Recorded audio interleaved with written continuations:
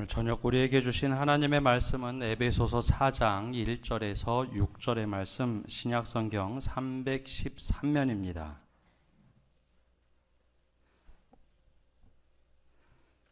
에베소서 4장 1절에서 6절의 말씀 한 절씩 교독하겠습니다.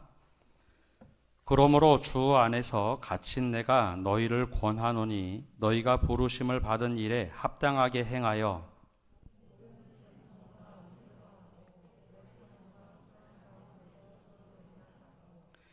평안에 매는 줄로 성령이 하나 되게 하신 것을 힘써 지키라.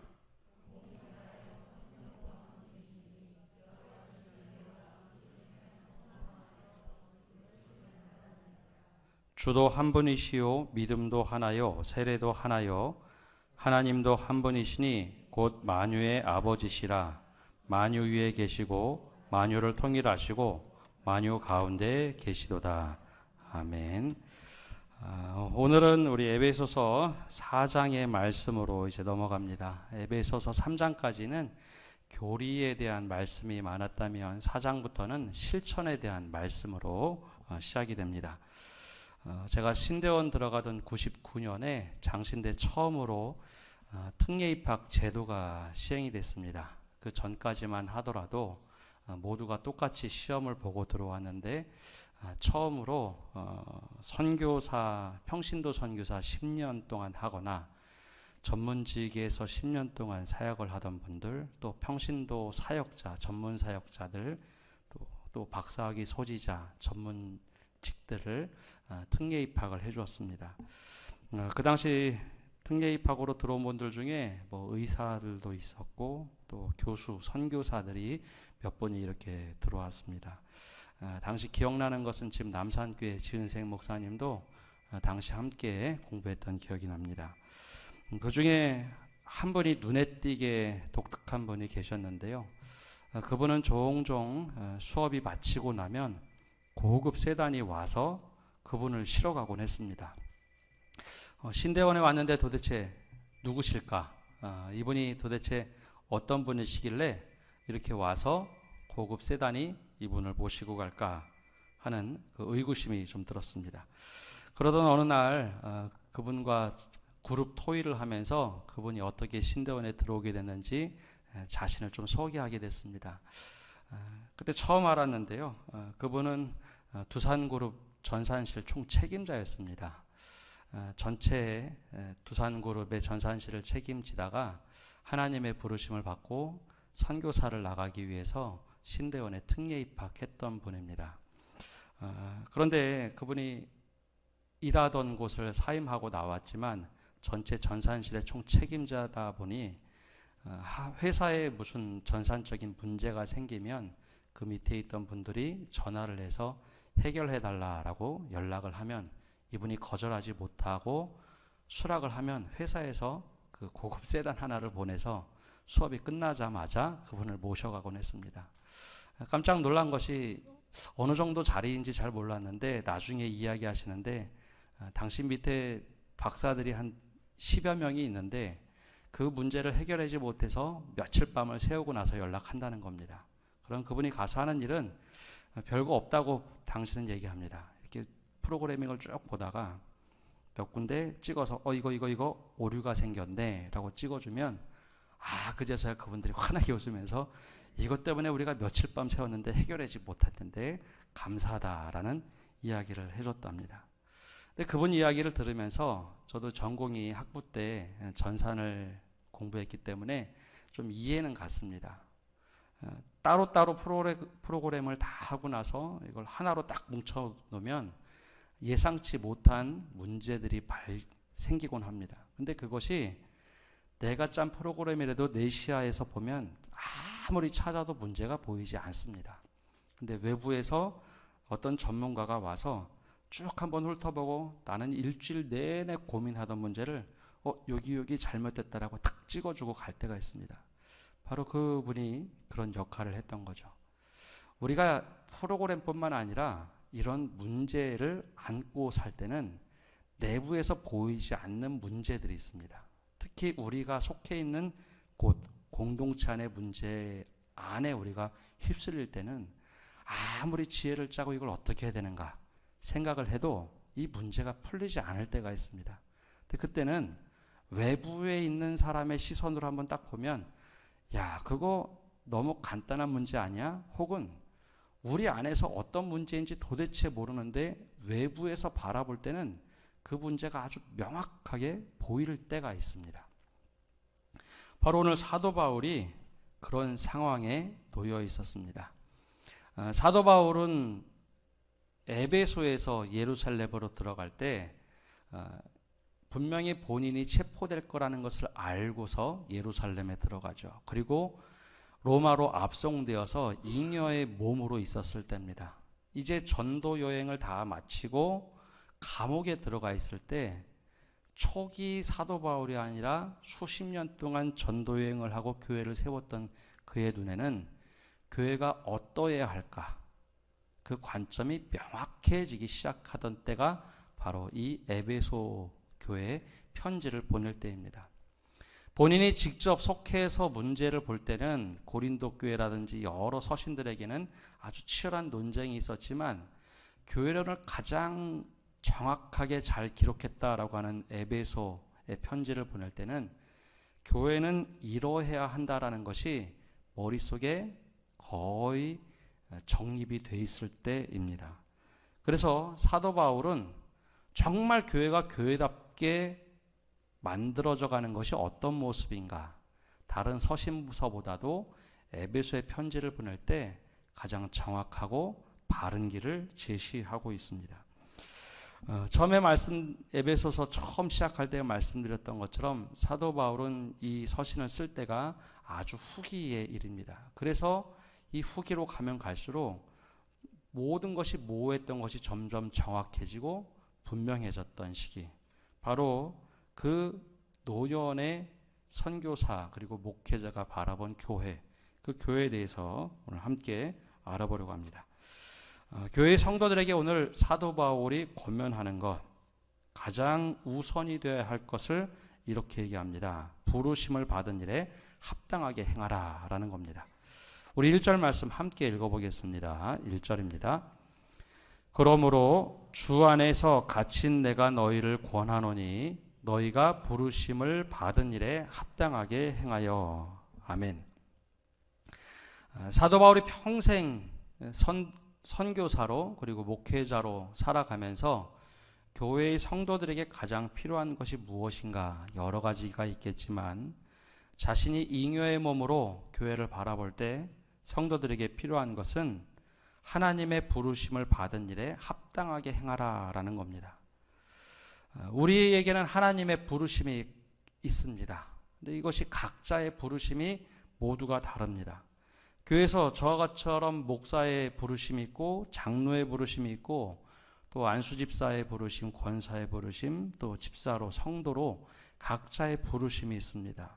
이것은 교회뿐만 아니라 직장에서도 가정에서도 우리에게 하나님께서 허락하신 부르심들이 있습니다. 그 부르심에 합당하게 행하는 것이 중요하다라고 말합니다. 제가 담임 목사로 있지만 제가 부목사로 있을 때도 교회에 처음 부임해 오는 전도사들이 있으면 꼭 해주는 말이 있습니다. 지금까지 평신도로, 때로는 청년으로, 때로는 집사로 어떻게 살아왔건 간에 이제는 그것을 중요하게 생각하면 안 되고 하나님의 부름을 받은 목회자로 생각하고 말하고 행동하라라는 이야기를 꼭 합니다. 그래서 보통 교육전도사로 보면 부서를 제일 먼저 시작하는데요. 제가 때로는 교육 목사할 때 그 자리에 가서 좀 지켜봅니다. 전도사로 어디에 서 있어야 될지, 어느 자리에서 어떻게 예배를 준비해야 할지, 때로는 일을 한다면 어느 자리에서 바라봐야 될지, 어떤 말을 해야 될지 뒤에서 좀 지켜보고 이야기를 해줍니다. 청년 생활을 하다가 신대원에 와서 전도사로 처음 나가면요, 전도사가 어디에 서 있어야 될지 예배 시간에 모릅니다. 그래서 뒤에 서 있거나 앞에도 저 구석에 가 있거나 다른 곳에 가 있을 때가 많아서 교육자는 여기서 서서 있어야 된다라고 얘기해 줍니다. 이런 자리매김이 되지 않으면 목회자인지 청년인지 총무인지 부장인지 구분이 되지 않습니다. 내 부르심에 합당한 자리에 있을 때 그 부르심에 합당하게 쓰일 수가 있는 것이죠.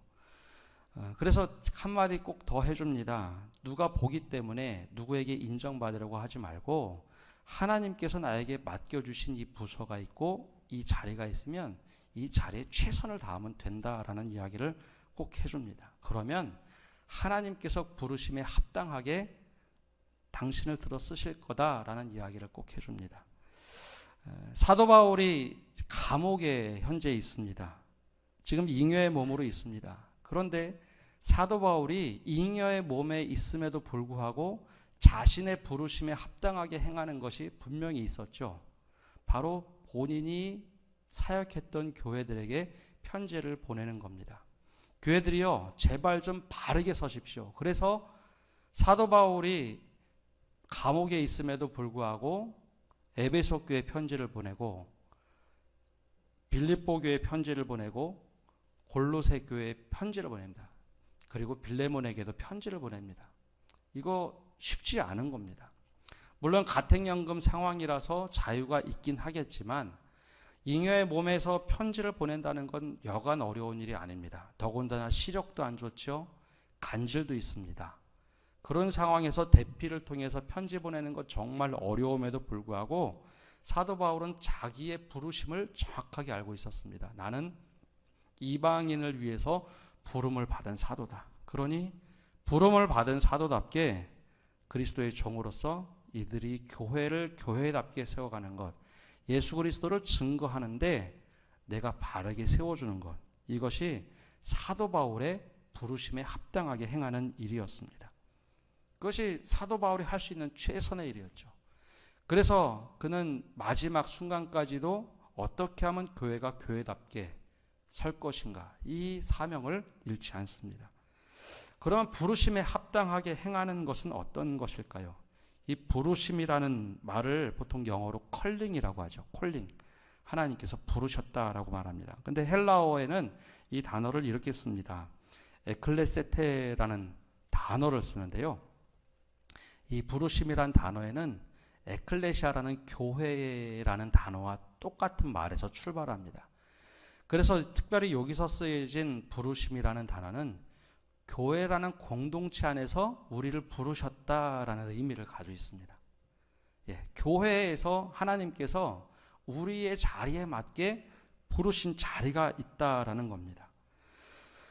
내가 그냥 살아가는데 하나님께서 구약시대처럼 선지자를 갑자기 부르시고 너는 내 종이 되어라 라고 하는 부르심도 있겠지만 여기서 쓴 부르심의 말, 단어에는 교회 공동체 안에서 부르시고 세우셨다라는 의미가 있습니다. 그래서 우리는 나 혼자 어느 날 갑자기 부르신 것이 아니라 하나님께서 꼭 필요한 자리에 그리고 우리에게 맡겨주실 일들을 교회를 통해서 부르시고 일을 맡기셨다는 겁니다. 그래서 어느 날 갑자기 내가 하나님의 부름을 받았습니다. 나 목회자 되고 싶습니다. 라고 하면 교회에서 먼저 검증받으라고 해서 담임 목사에게 사인을 받게 하거나 노회에서 또 한 번 관리를 하고 여러 절차를 거쳐서 공동체에서 추인을 해줘야지 그가 목회자 후보생이 됩니다. 선교사도 마찬가지입니다. 예전에 선교사 된다라고 하면은 꼭 물어봅니다. 당신이 속한 교회에서 축복받고 선교사로 나가고 있습니까? 아니면 교회가 무관심합니까? 만약에 교회에서 무관심하다고 하면 대부분의 선교단체나 교단 선교부는 그를 선교사로 파송하기를 꺼려합니다. 공동체에서 인정받지 못한 사람이 무슨 선교사를 나가서 복음을 전할 수 있는가? 거기 가서 축복받고 그 교회에서 파송한다라는 그리고 협력한다라는 것을 꼭 확인해 갖고 오라라고 말합니다. 그것과 마찬가지로 우리는 교회 내에서 하나님께서 우리의 맞는 자리에 부르셨다라는 겁니다. 그 안에서 부르심에 합당하게 행하는 것, 이것이 성도들에게 처음으로 맡겨준 일입니다. 물론 교회 공동체가 다는 아닙니다. 어떤 분들의 경우에는 직장에서 하나님께서 맡겨주신 그 부르심의 사명들이 있어요. 하나님도 아는 직장 내에서 이렇게 하나님께서 하실 일이 있고, 어떤 사람은 가정 내 사는 분들도 있고, 어떤 경우에는 특별히 기독교 선교단체나 기독교 기관에서 하는 부르심에 합당하게 하는 일들을 분명하게 맡겨준 사명이 있습니다. 분명한 것은 공동체 안에서 하나님께서 부르셨다라는 것을 우리가 잊지 말아야 합니다. 그 안에서 우리를 세워가신다라는 겁니다. 그러면 교회 성도들에게 필요한, 즉 하나님께서 교회 안에서 부르심에 합당하게 행동하는 것은 구체적으로 어떤 것일까요? 이 교회 안에서 하나님께서 부르셔서 하는 일은 바로 평안에 매는 줄로 성령이 하나 되게 하신 것을 힘써 지키는 일입니다. 우리 2절과 3절에 우리 말씀 함께 읽어보겠습니다. 모든 겸손과 온유로 하고 오래 참음으로 사랑 가운데서 서로 용납하고 평안에 매는 줄로 성령이 하나 되게 하신 것을 힘써 지키라. 아멘. 바울이 감옥에 머물면서 교회라는 곳에 가장 필요한 가치가 있다면, 특별히 성도에게 필요한 가치가 있다면 가장 우선으로 꼽은 것이 오늘 말씀의 겸손입니다. 모든 겸손과 온유로 하고라고 할 때 겸손에 초점을 맞춰서 나머지는 부연 설명을 합니다. 겸손이 가장 우선이 된다라는 것이죠. 겸손이 우선하고 그 다음에 온유, 오래 참음으로 사랑하고 용납하라 라고 권면을 하고 있습니다. 겸손의 모습을 가장 잘 보여주신 것이 바로 예수님 아닙니까? 예수님이 제자들에게 언제 이렇게 말씀하시죠. 마태복음 11장에 보면 수고하고 무거운 짐진 자들아 다 내게로 오라 내가 너희를 쉬게 하리라. 이 말씀 다들 좋아하시죠. 이 말씀을 하신 뒤에 바로 이어서 이렇게 말씀하십니다. 나는 마음이 온유하고 겸손하니 나의 멍에를 메고 내게 배우라. 그리하면 너희 마음이 쉼을 얻으리니 이는 내 멍에는 쉽고 내 짐은 가벼움이라 하시니라. 예수님께서 우리에게 무거운 짐진 자들아 다 내게로 와서 쉬어라. 그리고 짐을 다 내려놓고 너희 이제 마음껏 편히 쉬어라가 아니라 나는 마음이 온유하고 겸손하니 나의 멍에를 메라 라고 하는데, 그 멍에가 바로 온유와 겸손 그리고 십자가의 멍에입니다. 가볍다는 겁니다. 왜냐하면 겸손이란 말 속에 모든 것이 담겨져 있기 때문입니다. 겸손이라는 이 원어에는 가장 낮아진다라는 뜻을 가지고 있습니다. 그래서 예수님께서 이 땅에 오실 때 하나님의 권세와 권위를 다 누릴 수 있는데 다 포기하고 이 땅에 오셨어요. 그리고 인생의 짐을 지고 가는 사람들을 보면서 야, 그거 뭐 얼마나 무겁다 그러니 그거 좀 내려놔 봐라. 내가 이 겸손하게 이 모든 것을 내려놓고 이 땅에 왔는데 바로 이 온유하고 겸손한 이 멍에를 메고 나와 함께 가지 않겠니? 라고 우리들에게 권면하시는 겁니다. 그래서 교회에서 가장 필요한 것이 성도에게 겸손이라는 겁니다. 그럼 왜 이것을 강조했을까라는 겁니다. 에베소 교회 성도들에게 온유와 겸손과 오래 참음으로 사랑 가운데서 서로 용납하라 라는 말을 통해서 교회를 이렇게 이끌어가야 된다라고 말을 하는데요. 여기와 가장 대조적인 비교군 하나가 있습니다. 바로 바로의 후예라고 불려지는 로마의 피라미드 구조입니다. 바로 이 애굽의 바로 왕이 만든 세상의 법칙은 피라미드의 구조입니다. 그래서 피라미드의 구조에서 정점에 이르는 사람은요, 굳이 겸손을 가질 필요가 없습니다. 로마 황제는 절대 겸손이란 단어를 쓰지 않습니다. 내 권력으로, 내 힘으로 모든 것을 만들어내야 하는 사람이기 때문입니다. 로마 황제는 오히려 겸손과 거리가 멀게 교만해야 했습니다. 내 뜻과 반대되면 제거하고 다 사라져도 수의 사람만 남아도 제국이 유지될 수 있다라는 것이 로마 황제의 생각입니다. 그 사상이 고스란히 아시아에 맺혀 있는 곳이 에베소 항구입니다. 에베소란 도시는 로마의 가장 주요한 항구 중에 항구였습니다. 그래서 에베소 안에는 로마 군대가 주둔했을 뿐만 아니라 이곳에서는 로마의 사고방식이 통용되는 곳이었습니다. 그러니 로마의 사고방식이 통용되는 사람들에게 교회가 하나가 되어야 된다라고 한다면 사람들이 어떻게 생각할까요? 교회가 예수 안에서 하나가 되어야 된다. 이것 하나라는 것을 강조했다면 그 사람들은 먼저 그렇게 생각할 겁니다. 하나가 돼야 돼? 그러면 우리끼리 하나를 만들자. 근데 에베소 교회의 구성원은 바로 에베소 지역에 있던 순수한 이방인들과 디아스포라 유대인들이 함께 섞여져 있는 곳입니다.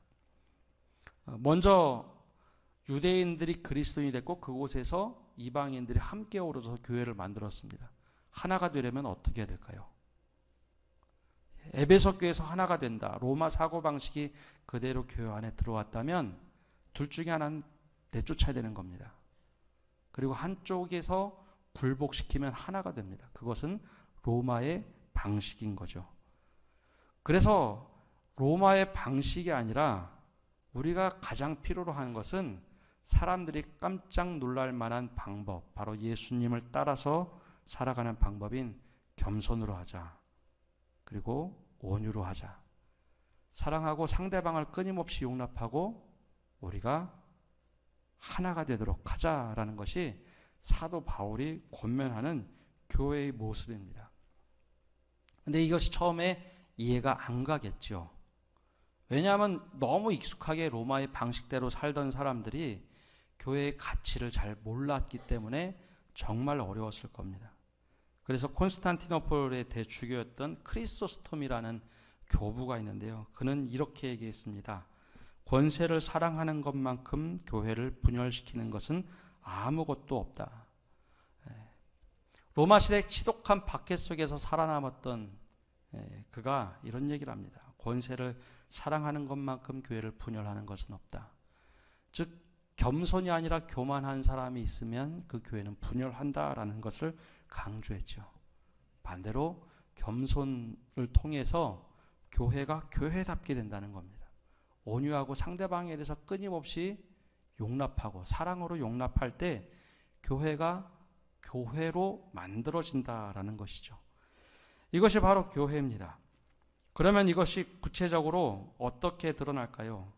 바로 명령을 하면서 이야기하는데요. 다시 3절을 보면 평안에 매는 줄로 성령이 하나 되게 하신 것을 힘써 지키라 라고 말합니다.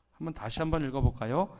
평안에 매는 줄로 성령이 하나 되게 하신 것을 힘써 지키라. 아멘. 저 평안에 매는 줄이라 라고 했는데요. 이 줄은요, 그냥 사람들을 연결하는 줄이 아니라 밧줄로 꽁꽁꽁 묶다라는 뜻입니다. 근데 이것을 어떻게 묶는다고요? 사람들을 다치지 않게 평안, 샬롬으로 사람들을 다 묶어내는 힘이라는 겁니다. 평안에 매는 줄로 누가 한다고요? 성령이 하나 되게 하신 것을 힘써 지키라라는 겁니다. 여기에 이것이 교회가 갖는 엄청난 힘입니다. 근데 우리가 여기서 이 순서를 자세히 보면요. 하나 되는 것을 지켜야 될까요? 하나 된 것을 지키라라고 할까요? 하나 되게 하신 것이 이미 하나로 만들어 가라는 이야기일까요? 하나가 된 것을 지키라는 말일까요? 보통 우리가 이것을 전자로 많이 생각합니다. 하나로 우리는 자꾸 만들어 간다고 생각을 합니다. 근데 교회는요, 성령의 평안의 줄로 이미 성령께서 하나가 되도록 만들어 놓으신 꽁꽁 묶어 놓은 곳입니다. 그래서 하나 된 것을 지키는 겁니다. 근데 우리가 이것을 이렇게 이해하지 않고 한글로 번역된 말이 좀 불분명하다 보니까 하나 되도록 우리가 지켜야 한다라고 생각을 합니다. 근데 하나 되도록 했다면 하나로 만들어가라라고 하는 것이 맞는 겁니다. 근데 여기서 말한 것은 평안의 줄로 성령이 하나 되게 하신 것을 지켜라. 이미 하나가 되게 하셨으니 그것을 지켜내라라는 겁니다. 근데 이게 어떤 힘일까요? 자, 한번 보십시오.